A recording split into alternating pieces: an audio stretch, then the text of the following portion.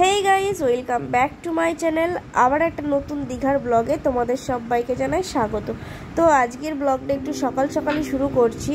তো এই যে আমরা বেরিয়ে পড়লাম রেডি সেটি হয়ে, আজকে যাব একটু মন্দির দর্শন করতে। এর আগের দিন তো আমাদের সাথে শেয়ার করেছিলাম তালসারি, উদয়পুর, লালকাঁকড়া বিচ। তো আজকে এবার এই যে নিউ দীঘা থেকে আমরা চলে যাচ্ছি চন্দনেশ্বর মন্দিরের উদ্দেশ্যে। তো ওখানে রাস্তাতে আর একটা মন্দিরও আছে, সেটাও তোমাদেরকে দেখাবো। তো তোমরা ভিডিওটা কন্টিনিউ করতে থাকো।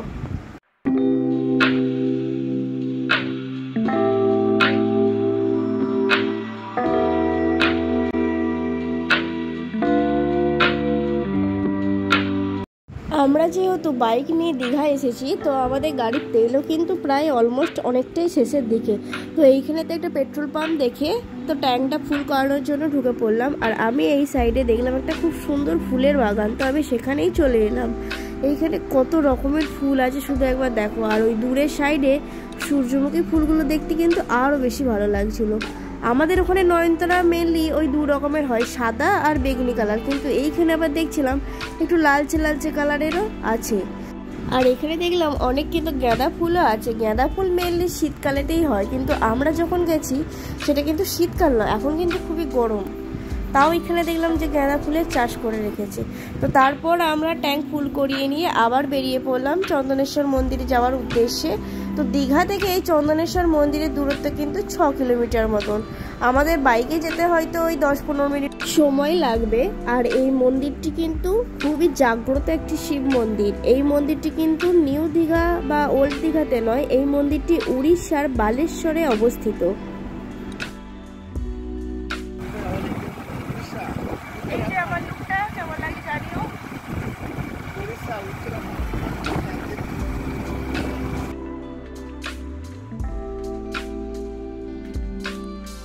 তো আমরা প্রায় একদম মন্দিরের কাছেই চলে এসেছি। এখান থেকে হয়তো আর 5 থেকে 7 মিনিট মতন সময় লাগবে। আর এই উড়িষ্যার পরিবেশটা কিন্তু খুব সুন্দর, কত গাছপালা রয়েছে চারিদিকে দেখতে পাচ্ছ।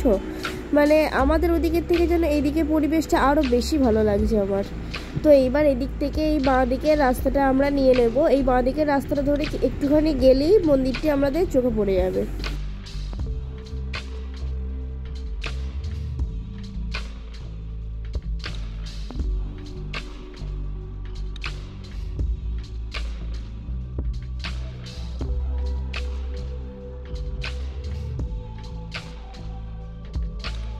তো আমরা এবার বাইকটাকে এই সাইডে পার্ক করব, তারপর মন্দিরের ভেতরে প্রবেশ করব। এটি হচ্ছে মন্দিরের একটি গেট, ওই সাইডেও আরেকটা গেট আছে, তোমরা যে কোনো একটা গেট দিয়ে ঢুকতে পারো।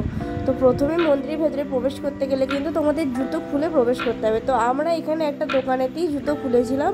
ওই দাদাটা নিজেই বললো যে তোমরা এখানে জুতো খোলো, খুলে ভেতরে যাও, ঠাকুরের দর্শন করো, তারপর এসে আবার জুতো পরে চলে যাবে।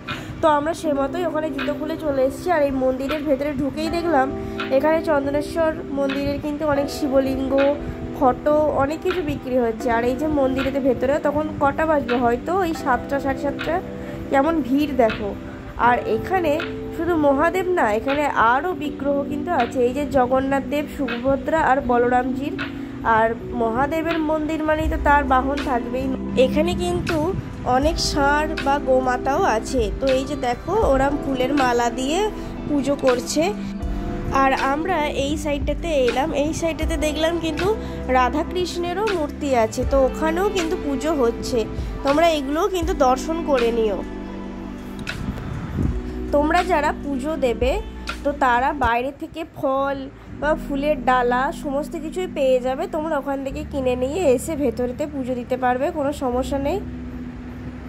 আর এইটাই হচ্ছে মেন মন্দির, চন্দনেশ্বর মন্দির। এর ভেতরে কিন্তু বাবা মহাদেব বিরাজমান আছে।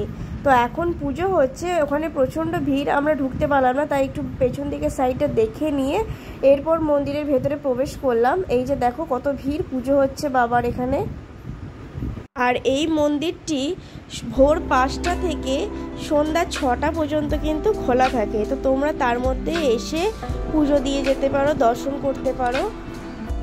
আর এই শিবলিঙ্গটি পাতালপুরে কিন্তু উঠে এসেছে। এটি প্রথম আর কি পাওয়া গেছিল চন্দন গাছের তলায়, সেই জন্য এই মন্দিরটির নাম হচ্ছে চন্দনেশ্বর মন্দির। আর এই মন্দিরের ভেতরে কিন্তু এই যে মহাদেবের অনেক রকম জিনিসপত্র বিক্রি হয়, মূর্তি, তারপর তোমাদের ফটো। আর এই যে গাছটা দেখালাম, এই গাছটা হচ্ছে মানত গাছ। তোমরা এইখান থেকে ধাগা কিনে পুজো দিয়ে তোমাদের মনস্কামনা যেটা আছে সেটা আর কি মহাদেবকে জানিয়ে এই গাছেতে বেঁধে দেবে। আর এখানে কিন্তু প্রণামও খাটা হয়। এই যে এটা হচ্ছে বাবার পুকুর, এইখানেতে সবাই স্নান করে তারপর এখান থেকে প্রণাম খাটতে খাটতে গিয়ে পুজো দেয়। আর তোমরা এখানে কিন্তু হাত পা ধুয়েও এমনিও পুজো দিতে পারো। আর এই চন্দনেশ্বর মন্দিরে কিন্তু সন্ধেবেলায় বাবাকে অন্নভোগ দেওয়া হয়। এই মন্দিরটি কিন্তু কলিঙ্গ রীতিতে তৈরি, উড়িষ্যার প্রাচীনতম মন্দিরগুলোর মধ্যে একটি অন্যতম শিব মন্দির। এই মন্দিরে কিন্তু সারা বছরই ভক্তদের ভিড় থাকে। আর বছরের বিশেষ বিশেষ কিছু কিছু সময়ে কিন্তু ভিড়টা বেশি হয়, যেমন তোমার ওই শিবরাত্রির সময়, গাজনের সময়, এই যে শ্রাবণ মাসে, এই টাইমগুলোতে একটু ভিড় বেশি হয়। তো আমি একটু বাবার পুকুরের জল নিয়ে মাথায় দিয়ে দিচ্ছি। আর ওখান থেকে হাত পা ধুয়ে উঠে আসার পর আমাদের কিন্তু একটা বিশাল বড় আকারের ত্রিশূল চোখে পড়লো, ওই যে মানত গাছটা আছে ঠিক তার আগে। তো আমরা যেহেতু বাইকে এসেছিলাম, তোমরা যারা টোটো বা অটো রিজার্ভ করে আসবে তারা একটু টোটো বা অটোওয়ালাদের সাথে কিন্তু বার্গেনিং করে নেবে, কারণ ওরা এক একজন এক এক রকমের ভাড়া বলে। তো সেটা একটু বুঝে শুনে নিয়ে তারপরেই এসো।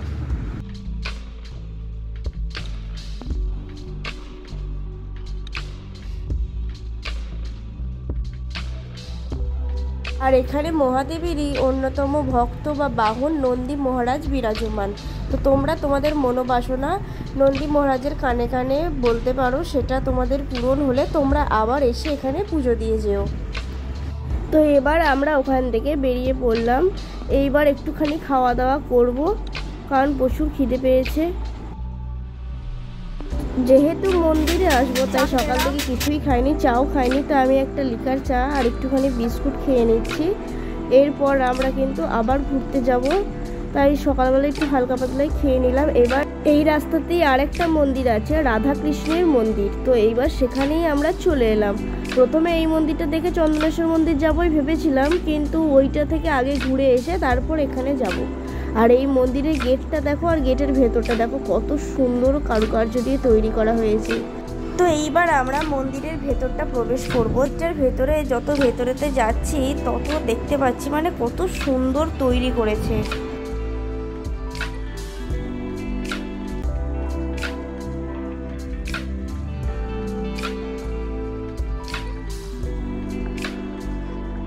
তো এইবার সিঁড়ি বেয়ে আমরা মন্দিরের ভেতরেতে প্রবেশ করব।